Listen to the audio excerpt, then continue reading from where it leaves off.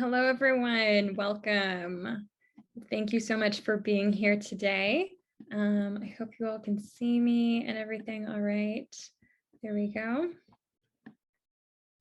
My name is Mary Spetta, and I am the Chief Impact Officer at Amira. We are so glad that you are here today for our 5th webinar in our Survivor Leadership Series.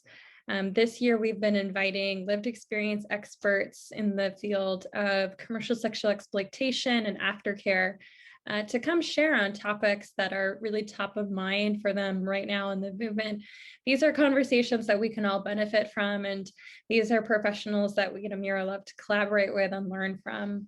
If you are new to Amira, we are a nonprofit in New England offering exit and aftercare services to women who have experienced commercial sexual exploitation, sex trafficking, or prostitution.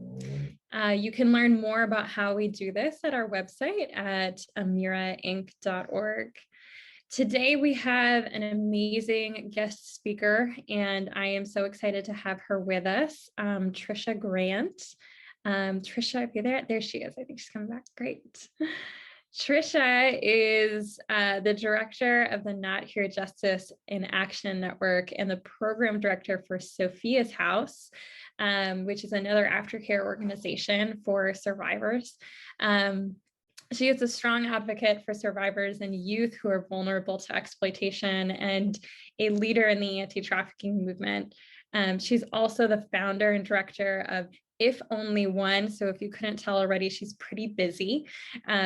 She is a survivor of domestic minor sex trafficking who now educates and mentors youth and adults in large group and in one-on-one settings about the reality of human trafficking and exploitation. Having been trafficked in Maine and throughout New England when she was 15 and living on her own with her little boy, Tricia has been able to connect deeply with at-risk youth and encourage victims of trafficking and exploitation, as well as sexual trauma, as they move forward in their healing process. And she shares her story with the hope that it will help others understand that trafficking can happen to anyone, anywhere, and to help prevent victims from waiting 16 years to talk about it as she did. Tricia, thank you so much for being here. I am honored that you came and you were willing to come and share your wisdom with us today. Thank you for having me, Mary. I just love your title, Chief Impact Officer. It's like the best title ever. Thank you. Love it. So as we jump in here, folks, you'll see a Q&A box at the bottom of your screen.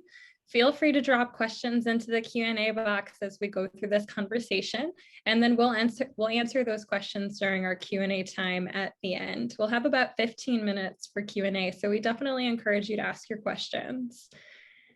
So today we are going to talk about complex PTSD, and particularly about living and thriving with it. I'm going to start with a sort of a basic definition of PTSD so that we're all coming to this conversation somewhat on the same page. I know that we have people attending the webinar from all different sorts of backgrounds. So here's a little description to kind of help bring us all to the conversation at the same pace.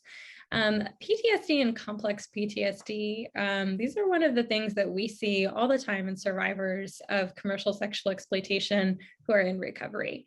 There was a pretty significant study in 2004 done on individuals who were exploited in the sex trade, and it showed that 67% of almost 1,000 women who were being exploited had all of the signs of PTSD.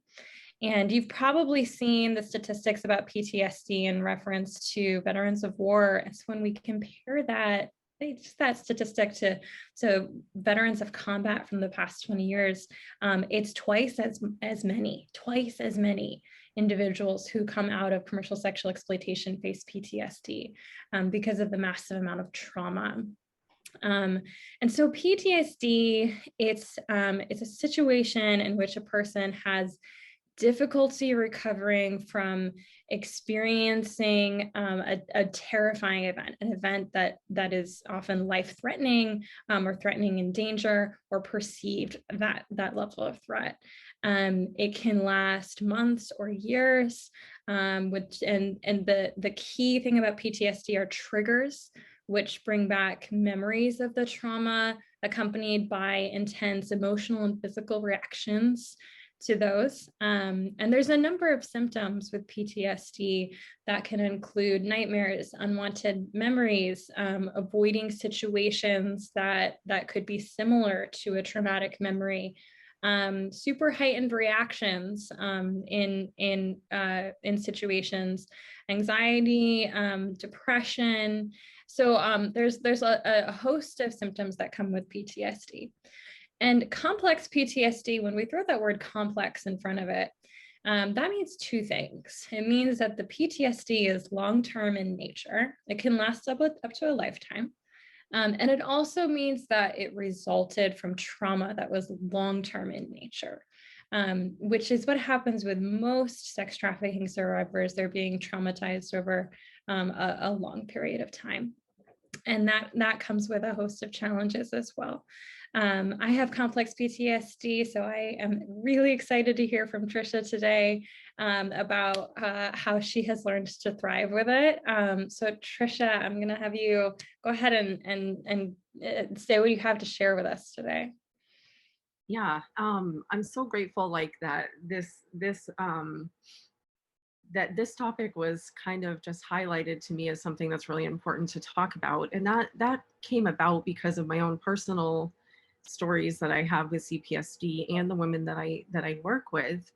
And just the idea that we're no longer in that situation, so we're fine. Or we've had lots of counseling, so we're fine.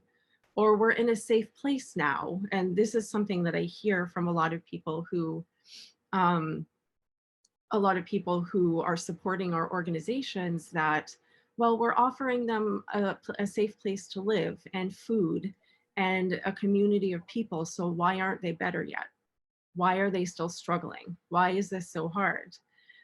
So I hear those questions a lot. And for myself, like a lot of the things that I hear are that, you're a survivor leader, so you must be healed. You must be fine now. And that's just not the reality. The reality is that healing is a journey. It's a lifetime journey. And there are things that pop up for me that I can't even prepare for, that I didn't even know were there, that could come out. So those things happen a lot. And just for instance of that, a few weeks back, I was having a conversation with an old friend of mine, somebody who's been a friend for a really long time. And he told me the very last night that I was trafficked. I have no memories of this. My memory of the last day that I was trafficked was that two men picked me up, dropped me on my knees, and dislocated both of them. And I was drugged that night, and I woke up the next day with my knees fixed, and they never picked me up again. So that was my memory of the last day that I was trafficked. But apparently when I was dropped off, I was actually awake and alert and coherent.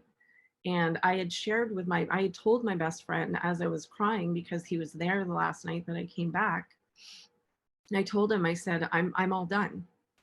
So apparently there was more that happened that night that I don't even remember. Mm.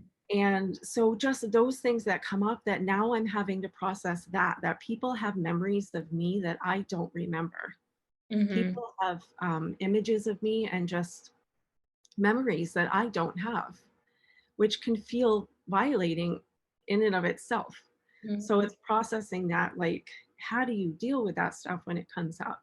So I'm grateful to have people that I can process that stuff with now, and that I know that I'm safe, that I know that this is a reality for a lot of people, not just people who have suffered trauma, that people have memories of them that they don't remember.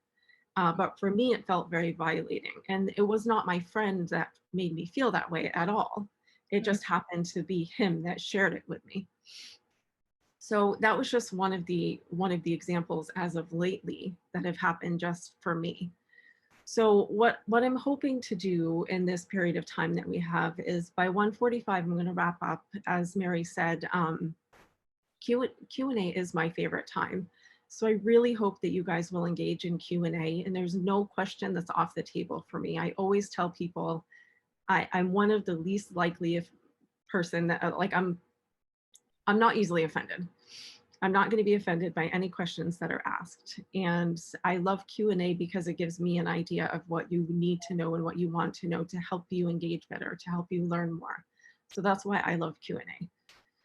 So I'm going to share some of my own personal experiences with you that I actually don't talk about very often, because usually it's like I'm invited to share an entire portion of my story in a short amount of time, and there's just no way to really go into the details of this. So I'm really excited to be able to share some of the details of how this is carried out for me long term.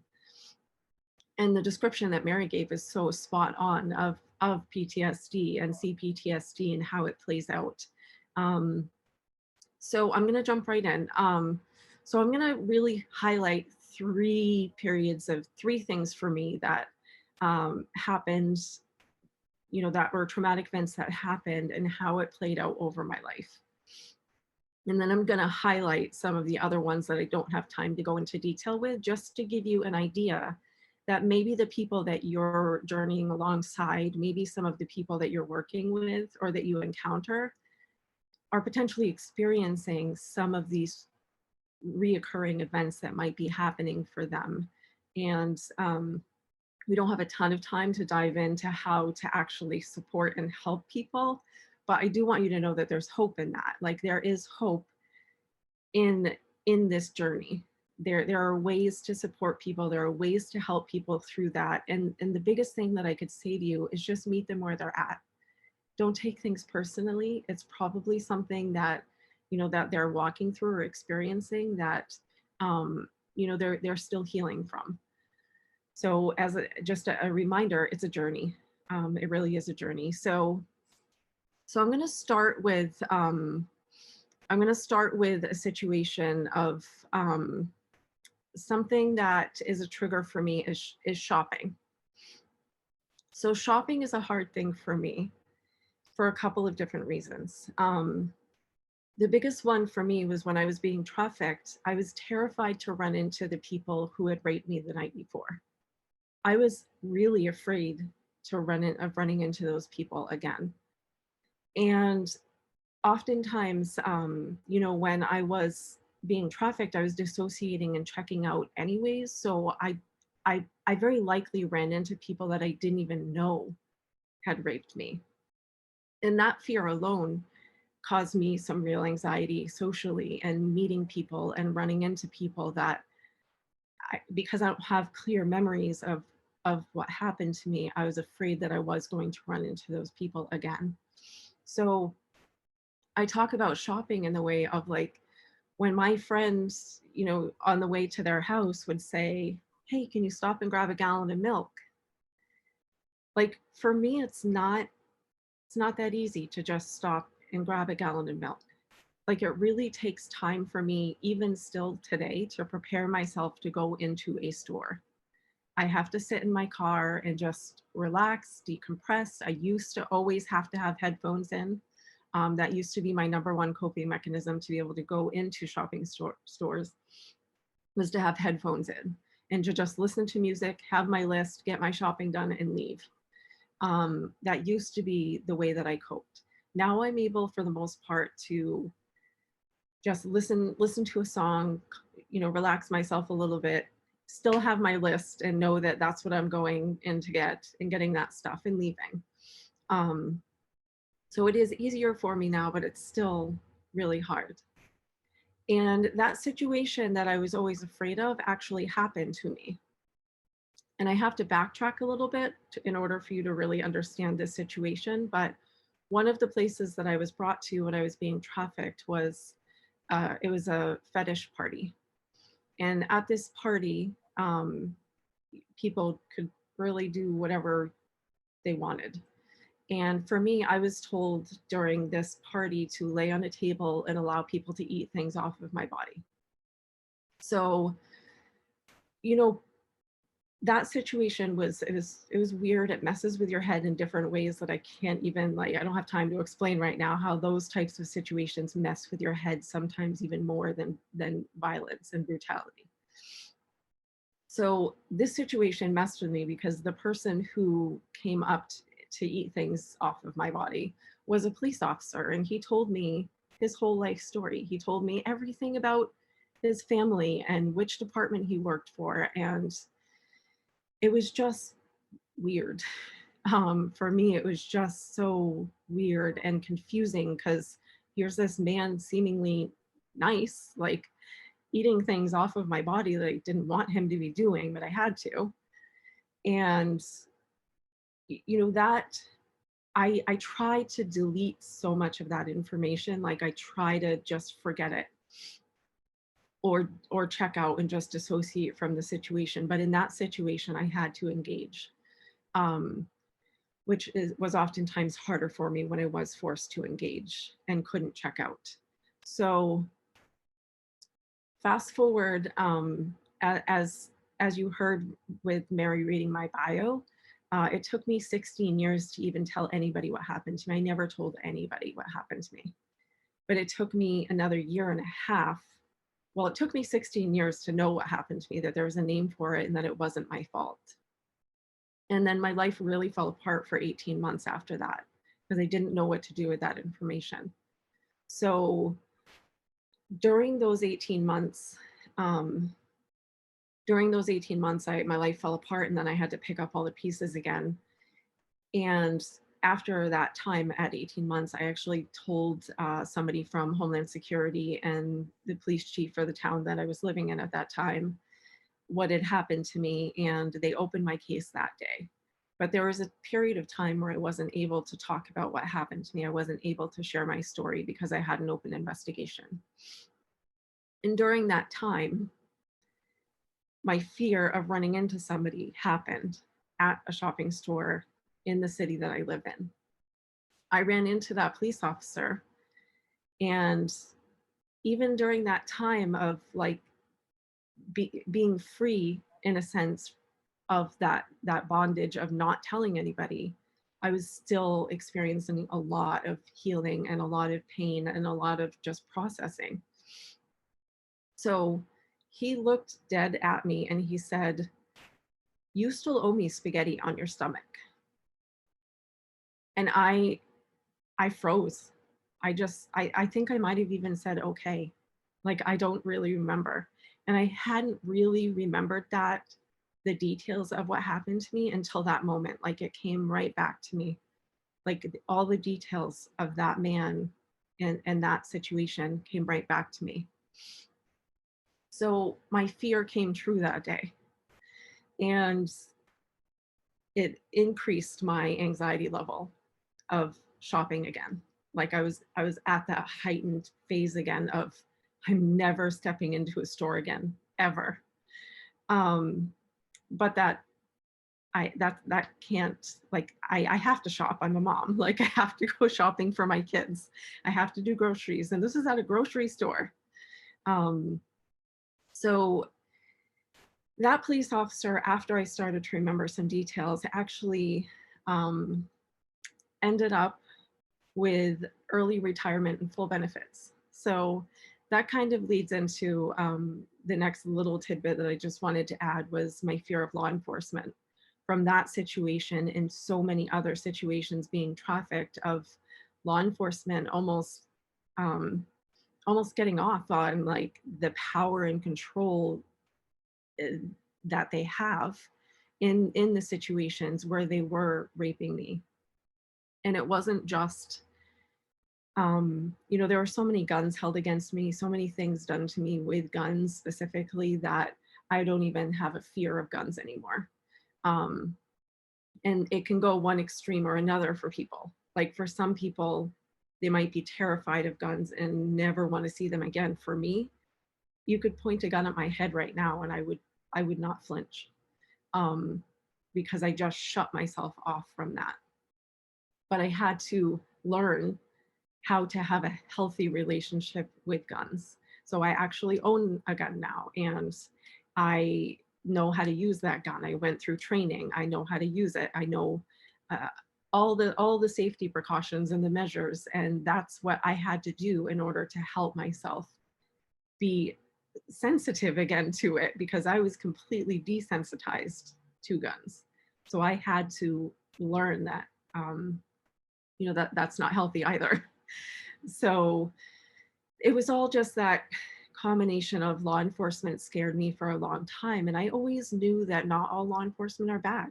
And I always knew that, even being traumatized repeatedly by law enforcement, I knew that there were good police officers still, but I just didn't know who was who. I didn't know. So I always, like, whenever, if I ever got pulled over, and I did get pulled over a few times. So whenever I got pulled over or whatever, there was that fear of, is this somebody who raped me once? And I don't even know. Are they going to remember me? Like, there's so much that goes into play in those situations for me. Um, so the next part that I want to cover is something that I talked about a little bit already, but is when shutting down wasn't safe. And I learned how to dissociate as a child because I had been sexually abused as a child. So I learned from a really, really young age to just check out of any situation I wasn't comfortable with. But with that comes a lot of memory loss. It comes a lot of, like, blurred timelines and not remembering dates specifically. And when people are asking you questions about your story and you can't remember a lot of things in detail, oftentimes what people will say is, well, is she really telling the truth because she can't remember? And if something that traumatic happens, you would remember that. That's not the reality for a lot of people. A lot of us check out from that because the memories are too painful. It's too painful to not remember who my kindergarten teacher is because at night I was being abused. I don't have a lot of those memories of my teachers and friends in school, and I don't have that. So that's something that in regular normal social conversations can be really uncomfortable for survivors. It can be really uncomfortable. Um, but it doesn't mean they shouldn't happen either. And something I really want you guys to hear is that it's impossible to really know, like, what every person's trigger is going to possibly be. It's impossible.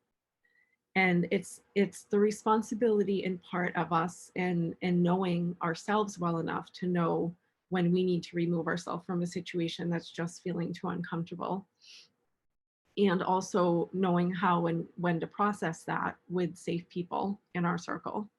But it's also in part the people that the people that we're having social encounters with, to allow us to meet us where we're at. To meet each person where they're at is to allow them that space to leave if they need to leave, or to sit a little closer to them if maybe that's what they need, or to maybe change the subject if it's seeming really just uncomfortable for somebody. Those things are okay to do that. Um, and Yeah. So I just wanted to, like, bring that in as a part of, like, a part of this journey for me, really. And probably one of the most uncomfortable pieces is just the dissociating part. It took me years to learn how not to dissociate, and I still dissociate today. It's not something I'm free from. It's not something that I mean, I have better control over it, just in knowing things that potentially could be triggering for me and knowing how to deal with them in each moment. But that took me years to be able to remind myself that I'm safe going into a store, even if I do run into somebody who raped me. Like, I'm safe still. Even in that situation, as hard as it is and as uncomfortable as it is, if I had run into that same person today, my reaction today would have been a lot different than it would have been 8 years ago. And that's growth. And that's just the hope in this, is that as survivors of trauma and CPTSD, like, we can move through that. I don't want to say that, we can get over it, because I don't know. I don't know. For some people, they really feel like they're fully healed and they're great. And that's awesome. But I don't feel like that's the reality for most people. I feel like for most people, it's a lifelong journey of healing. Um, So I'm going to talk about one last situation, and then I'm just going to give some highlights of some things. So one last situation that I was in, um, when I was being trafficked, I was brought around, I was brought to the places that we were expected to go to in a white van with curtains. And I always, like, that's something I can prepare myself for the most part, of just not having to be in that situation. But I went to the Dominican Republic and Haiti for a mission trip a few years ago. And I thought I prepared myself for everything. I thought I prepared myself for huge spiders, which I love spiders anyway, so that wouldn't have been an issue for me. But, you know, I prepared myself for seeing huge spiders, potentially falling off of a cliff because the roads are not great, like potentially dying from food poisoning. Like I had prepared myself for a lot, like potentially being raped by somebody if I was in a situation. Like I had to tell myself, like, these are potential situations that I'm walking into, you know, being shot, because people walk around with machine guns and machetes there. And that's just the reality down there. So I had to prepare myself for all that stuff. But the one thing that I wasn't even on my radar to prepare myself for was when we exited the airport and we're getting into our ride to go to the villa that we were staying at. Guess what picked me up? A white van with curtains. So I froze for a moment and I had to just kind of plant my feet, remind myself that I was with safe people, figure out how I was going to emotionally get myself out of this really uncomfortable situation. Um, and I immediately was planning, okay, what do I have control over here? What can I do in this situation? This is our ride. There's no getting away from that. Like, this is our ride. So I had to, I helped her help get all the things in. And then I waited for everybody to get in the van. And I was the last one in, and I said, okay, I'm going to open the curtains. I'm going to sit closest to the door, and I'm just going to keep talking. So those were like the coping mechanisms that I could come up with, like, quickly in that moment of how am I going to get myself through this? So we did. And our driver did not speak English, so we were not able to ask him how long the ride would take. So that was another coping mechanism. If I know how much time I have to endure this, I can get to the other side. Um, so that wasn't an option. So I just said, okay, I'm just gonna get through this. So we get out, we get in there. I take a breath. I'm like, whew, that's done. But it wasn't, because the next morning, guess what picked us up again? The white van with curtains. So I said a couple swear words and I just was like, well, this sucks, you know? So I also, like, I'm like, I don't want this to derail our objective here today, like our purpose here today. I cannot let this derail me. So I have to be able to just deal with it and move on, and process it later. Like that was my, like, I'm going to deal with this. I'm going to get through the day and then I'm going to process it later. So again, I was the last person on. I sat by the door, opened the curtains. And by the end of the day, everybody was hot and tired and cranky. And nobody really knew my story there except for one person. But that's just part of the details of a lot of people's stories, that not everybody's going to remember that I was brought around in a white van with curtains. Like, not everybody's going to remember that. And I can't expect people to remember that. So at the end of the day, again, I insisted on being the last one in, sitting in the same spot, opening the curtains. And I had one person like, why do you keep waiting till last minute? Kind of in a cranky-ish tone. And I was just like, okay, I got to tell them. I have to tell them, you know, we're all going to a home to support children who have experienced trafficking in the Dominican Republic. So it was an appropriate opportunity for me to just share. Minimal, like, I'm just going to share a little bit. So I just told them, I said, I'm really sorry if this has been inconvenient for everybody, but when I was being trafficked, I was brought around in a van with curtains, and this is very hard for me. And everybody was so loving and kind, and really, like, they were like, we are so sorry. We did not know that. I said, I know you didn't. And That's why I'm telling you. And it was fine after that. I just did what I had to do. But over that 6-day period, I decided I'm not going to let this control me. I'm just not. So, so I was able to, that very last day, I said, you know what? No. So I decided I'm going to be the first one in. I'm going to sit in the back and we're going to drive this. I probably said a few swear words, but we're going to drive this thing and we're going to keep the curtain shut. And I'm going to be okay because I'm safe, because I can do this, because this is not that same van. This is a different van. And I was able that day to break that. Like, I could probably get in any van with curtains now and be okay.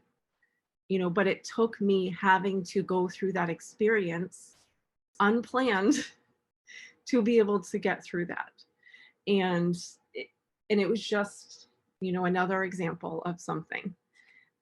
So the other pieces that, we don't have a lot of time to go into, but I did want to also let you know, I am actually writing a book about all of this stuff.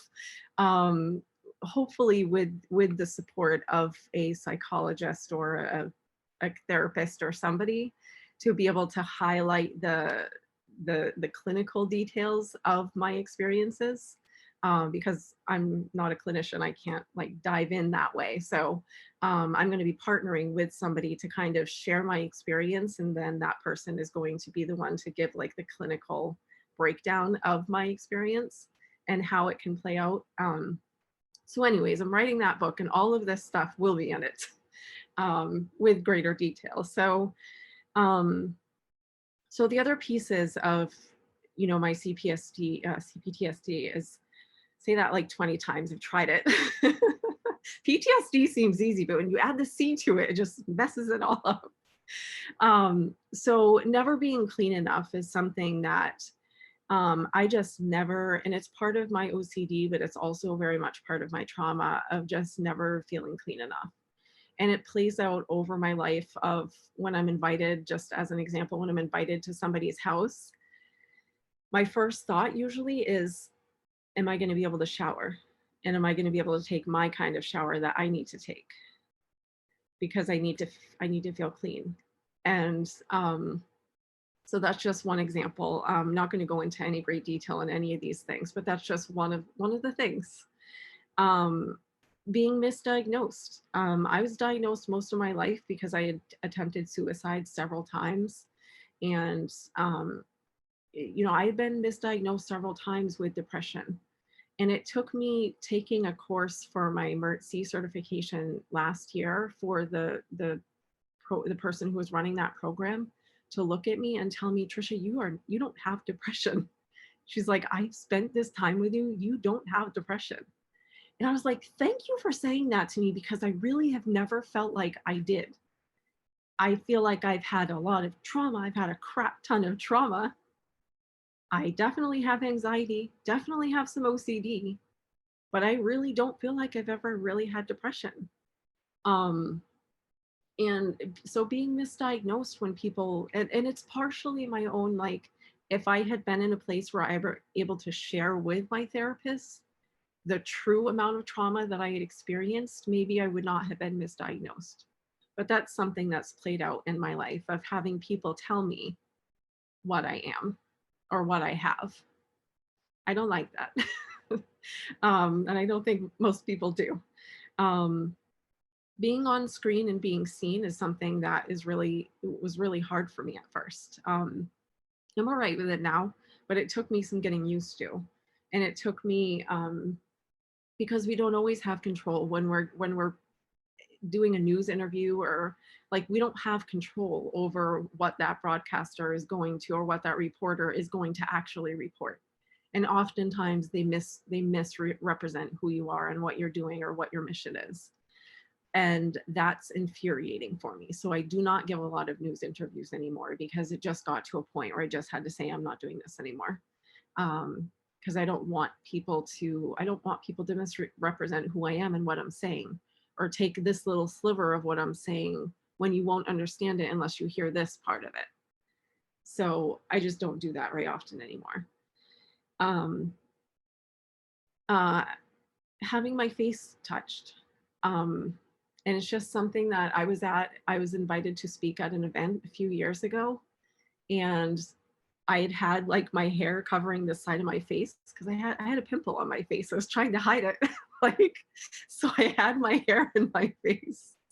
And this woman comes up to me after. She pushes my hair out of my face and says, "When you're on stage, you really should have your hair out of your face." And I was just like, I'm like, and I went up to my friends who know me well enough, and I'm like, "She touched the butt," like thinking Nemo, like I'm thinking of Nemo. Like I'm like, she might as well have touched my butt. Touching my face, like I'd rather you touch my butt. I think don't touch my face. Like so that's just part of my trauma of having people uh, having people suffocate me so many times and like people putting their hands over my face or covering my face. Like I no, no thanks.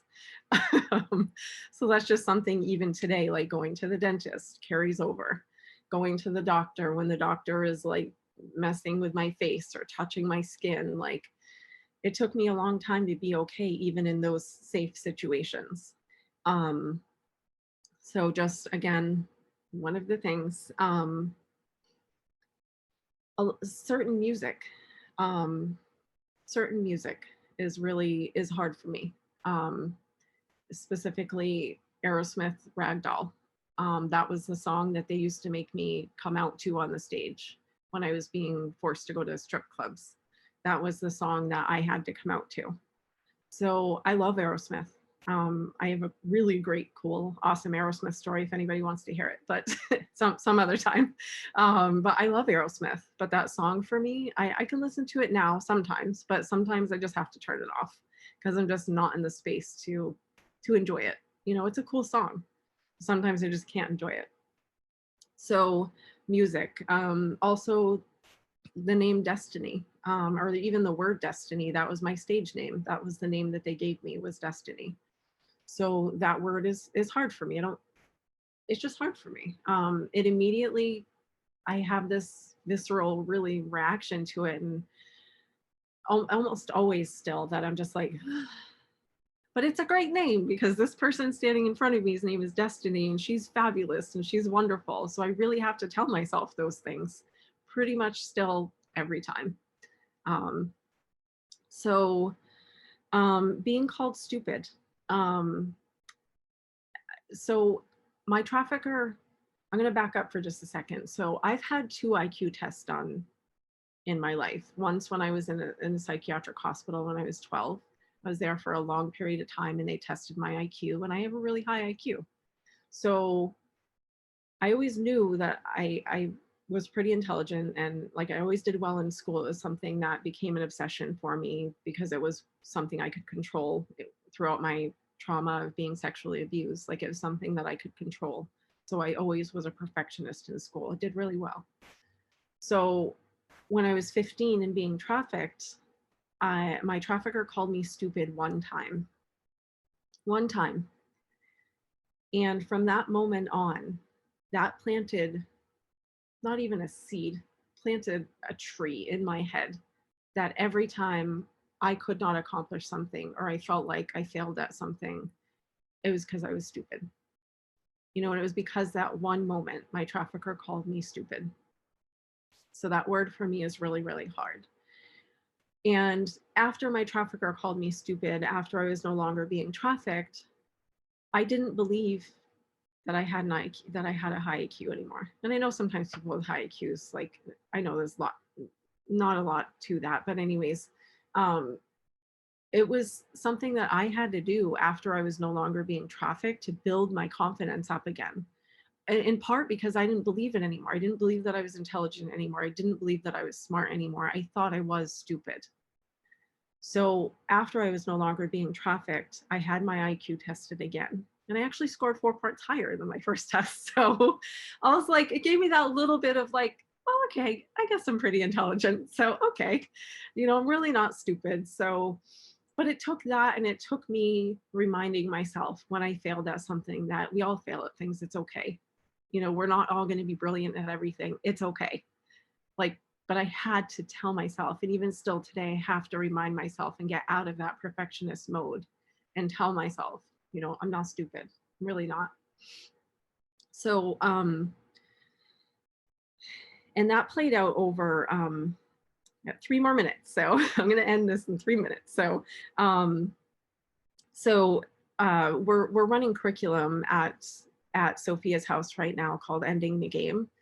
And we just did one of our sessions on Monday was about the things that we're told that we believe, that we start to believe to be true about who we are, even if it's, well, lots of things that people tell us.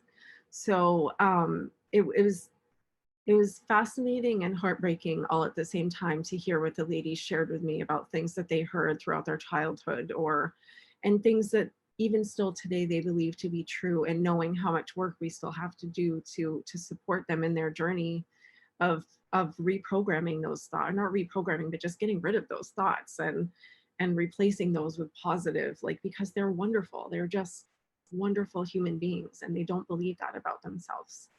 So, it was just sad.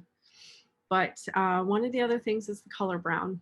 Um, the the very first day that I was trafficked, we were told to go to this brown apartment building. And when I was sexually abused as a child, it was on a brown couch. And like, so there's just lots of different, like, the color brown for me took me a long time to embrace it and to remind myself that it is really just a color.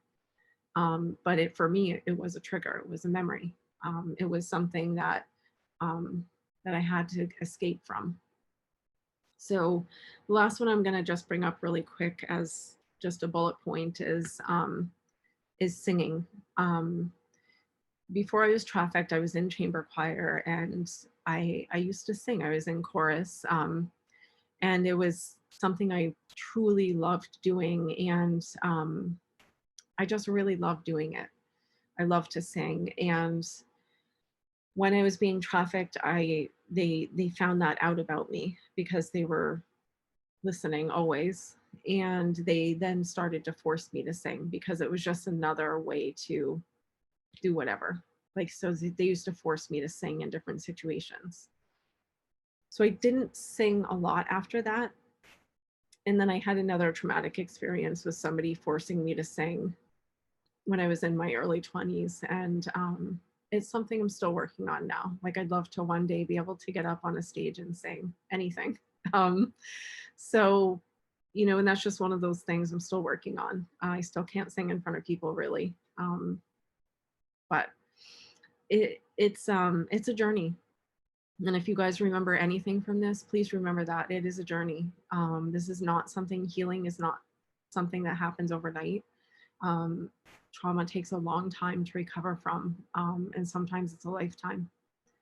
So thanks for hearing me. I really hope that you guys have some questions that I can answer. That was amazing, Tricia. Thank you so much. Thank you for being willing to share that. I think that hearing from you and your willingness to talk about your individual triggers the way you described it really, it helps to, I think it helps to exemplify what we experience as survivors beyond just, like the Wikipedia definition of PTSD. It's like, this is what it is in theory, that this is what it is in reality. I think that I wrote down a couple of notes that I wanted to bring up to kind of help people to wrap this, and then we'll get to the Q&A. But I think that these are important to note is that you know your triggers, but you know them now. And it sounds like it took you a long time to identify those triggers. And for someone newly out or newly in recovery, they're just learning about those triggers. So they may not know what those are right now. But I think that the way you described it shows that it's this process of identifying the trigger, understanding that trigger to you means you're not safe, or going back and flashbacks, memories, all of that.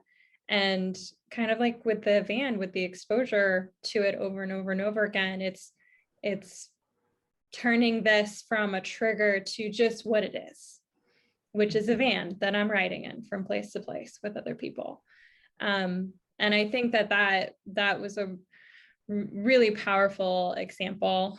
And so just really brings awareness to living with complex PTSD. The first question we have is about law enforcement. So you had talked about your story, and with law enforcement, how can, she said, this is horrible that law enforcement gets away with this. How can this be changed, or are there systems in place?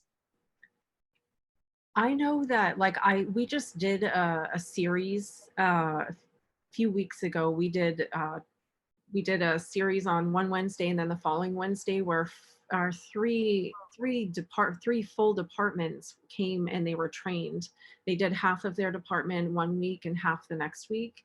And we got some notes just saying how impactful that was. And it was a combination of other law enforcement officers, a professor who was a former law enforcement officer, district attorneys, and myself sharing from survivor perspective. And organizations were there just to kind of give a little bit of update of who they are and stuff. And so I mean, that's one way we can do this. I mean, we have to recognize that you don't know what you know until you know it. We have to recognize that even with law enforcement, because oftentimes law enforcement, they grow up to believe that prostitute over there just wants to be there, so just ignore her, let her do what she's going to do. Or he's just a pimp, he's just trying to make a buck, or he's just a John, he just needs sex, like what's wrong with that, she's willing. So there's all of those misconceptions that we have to find ways to get into law enforcement agencies to be able to kind of show them another perspective. I don't want to say re-educate, because that can seem very demeaning, but I do want to, I always phrase it as, we're just showing you another perspective. We're showing you another side to this, because it's hard to be told that what you believe your whole life to be true isn't. Like, that's a hard pill for anybody to swallow, and it takes time. So educating law enforcement in that way, always having conversations with law enforcement officers is, hey, or just social conversations of, this is what I do for work. Have you heard about trafficking? Like, do you know what it is? And just opening the conversation casually. I think offering handouts, offering information, offering support to law enforcement agencies, instead of coming at it in a threatening kind of way, just saying, hey, we're here to support you. We're here to help. If you want to learn more, this is who we are. This is what we do. We'd love to teach you. Mm-hmm. The other thing is in regards to law as well, and I'm going to put a link in the chat to a petition that you can go ahead and sign, and this is to close a loophole in the federal law that allows law enforcement to have sexual relations with someone in custody under the guise of it being consensual. But of course, consent is really not measurable when you have someone who is in custody and under duress. And so that is something that you can actually do right now to contribute to solving that problem. We have a question from a program, a service provider, actually someone on our program staff.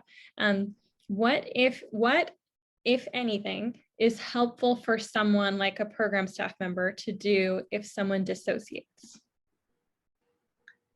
Well, I think there's a couple of different things. I think it's great that somebody can recognize that somebody's dissociating, for one, because sometimes it's really hard to tell. Like, I can seemingly be very present and not have any flipping clue what you just said, and we were talking for an hour, like, pretty good at it. So I think it's great that you're able to identify that. And I think, there's a couple different things. Offering that person to do something different with them without pointing out that they're dissociating, because I think that can feel embarrassing sometimes, and it can feel like, unless you really have a really good relationship with somebody, offering them to go for a walk, shift position, stand up, do some doodling, play with some Play-Doh, like something, do anything to get their body re-engaged, to change the situation. Often it's just moving away from whatever is being whatever's happening in that moment, moving away from it completely for the time being, circling back around to it when they are in a safe space and saying, hey, I'm not sure, if I was picking up on this correctly, but were you able to be there for this meeting? Was there something, I don't know, just I'm rambling, but I think what I've done definitely when I've noticed people are dissociating in my program is that, we talk about it ahead of time, like they're well aware that we know that this is part of the reality for a lot of people who have experienced trauma. And I don't say everybody, because not everybody suffers with CPTSD or dissociation, but a lot of us do. So just we have a lot of conversations about what that means, what it looks like, what it feels like, what you can do when you're feeling like you're dissociating. I have my ring. It's a spinner ring, so I love it, and I do this a lot. I used to have an elastic that I didn't like slapping it because it made me feel like I was potentially like practicing self-harm in a way, and I didn't want to do that. So I played with it and rolled it in my fingers a lot. But I started using this, and this has been great because I actually have a callus on my finger because I notice when I'm dissociating a lot, my callus builds up. So because I do this when I'm dissociating a lot, or trying to stay present. Like when I'm trying hard to stay present, I do this.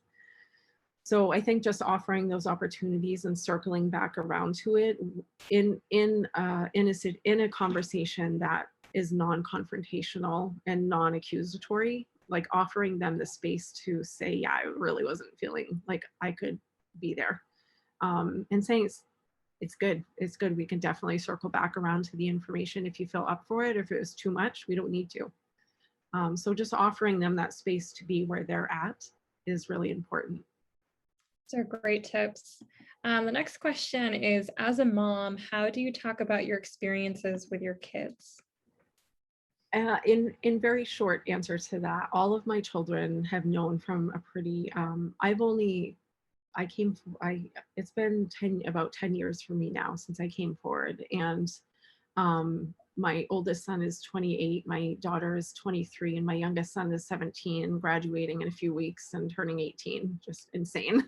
Um, so they all know all of my story. There's nothing that they know more about my story than anybody else does, because I really felt like it was important at their level um, to know what happened to me, because I share things publicly and I never want to share something publicly that they hear about through their friend or through the grapevine. I never wanted that for them. So I always tell them first. And my daughter actually does presentations with me on how to talk to your teens about trafficking. And also we did a workshop on just about what it was like growing up as a daughter of somebody who had experienced trafficking. And the crazy mom mode that I went into sometimes. So she talks about that openly without any hesitation at all. All of my children have written reports in school, so they know. They talk to their friends about it. Their friends all know this is what I do. This is part of my story. They ask me questions, so it's just open. I never was quiet about things with my children when they were younger. A vagina was a vagina, a penis was a penis, and we talked about things as age appropriate as possible. Yeah. This next question, I'm gonna read it. So it says, so great that you are so real.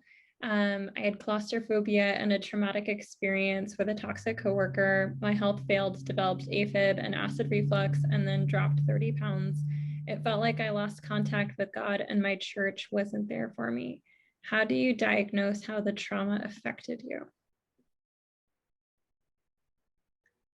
Well, first, you're not alone in those things, and I hope that you have people that are journeying with you through those experiences. But God is my number one. Like, I know of all things in this world, there's so much brokenness, even in the systems of supposed support and healing. Like, even in church, even like churches are pretty broken. My church was not there for me either. It was really hard. So I had to find people within lots of different churches to create my like prayer people and my team. And it wasn't from one church that I got support from, but definitely God is I just bumped into Jesus, as I say, like 16 years ago. I did not recognize Jesus in my journey prior to that. But I know like I do something called the Timeline Project, where I break some things down, like the things that were meant for spiritual warfare and the things that God gave me along the way to save me from those things. So that was really healing for me, and it still is. I still use that just to remind myself of the good things, of the positive things when I'm really kind of reeling in pain. Just to remind myself of the good too. So I know that's not a long answer, but stick with God in this. Like, people are flawed, people are gonna let you down, but He never will. Yeah, we have there's a question about what the difference is between CPTSD and PTSD. And so if you missed the beginning, PTSD basically is the result of trauma in which the PTSD can be experienced by the person only for a short period of time, or it's resulting from one traumatic experience, such as a car accident or one assault or something like that. Complex PTSD is when it's a result of trauma that happened over a long period of time, and the PTSD lasts for a very long period of time, usually a lifetime. And so you can also do some Googling on it. Tons of people have written up about it as well. Let's see, we have 2 minutes left. I'm going to try to get through these questions. You had in your answer about how you talk to your kids as a mom, you had talked about the workshops for how to talk to your teens about trafficking, and this person would like to know if there's any information for that, or can they contact you? Yeah, you can contact me directly. I also run curriculum through Love 146 called Not a Number, and I also do My Life, My Choice curriculum.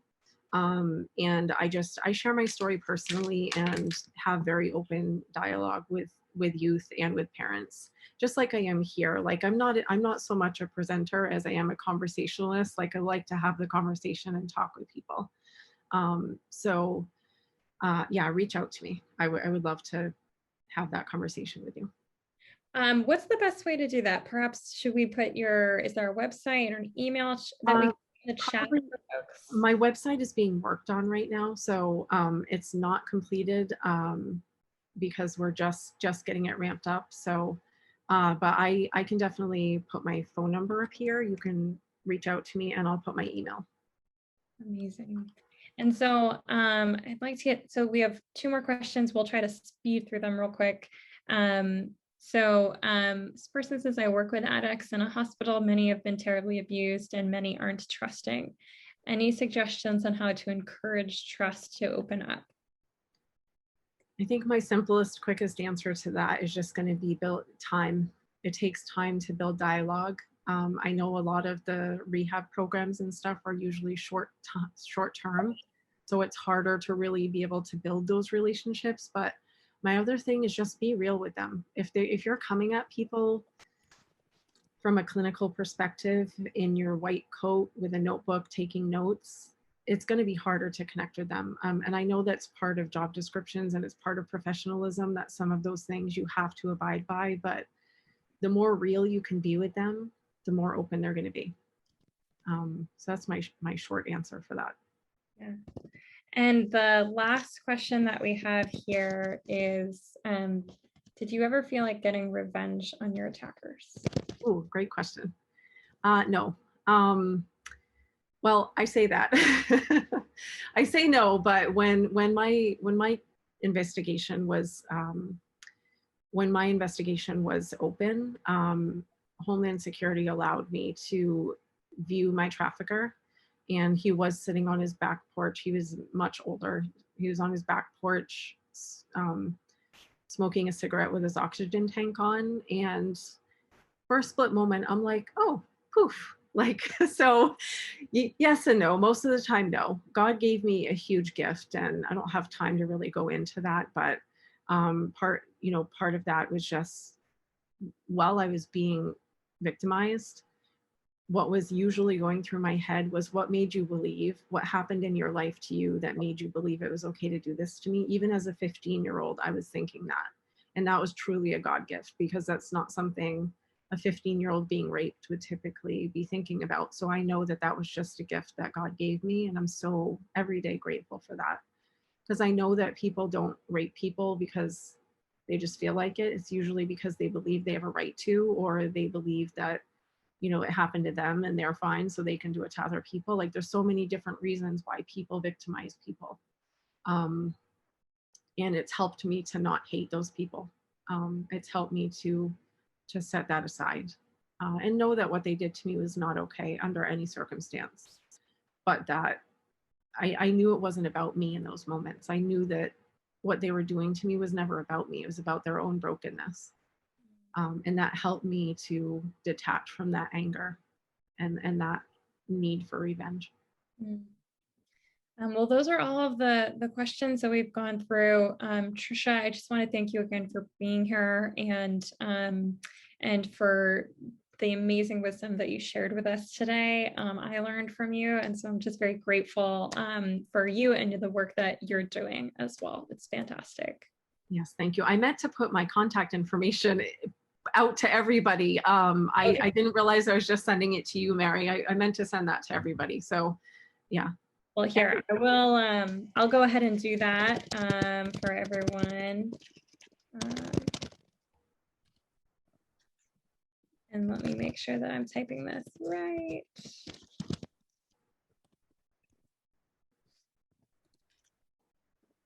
Yes, thank you everybody for being here. And please, like, call me, email me, whatever you're more comfortable with. I'm really open to having any further discussion. So Awesome. All right. Well, thank you all so much for being here. This was recorded. It's going to be put up on our YouTube page later this week. So if you would like to go back and watch it over, if you need a refresher, if you want to share it with someone, we definitely encourage you to do that. Otherwise, thank you so much and have a wonderful day. thank you, Mary.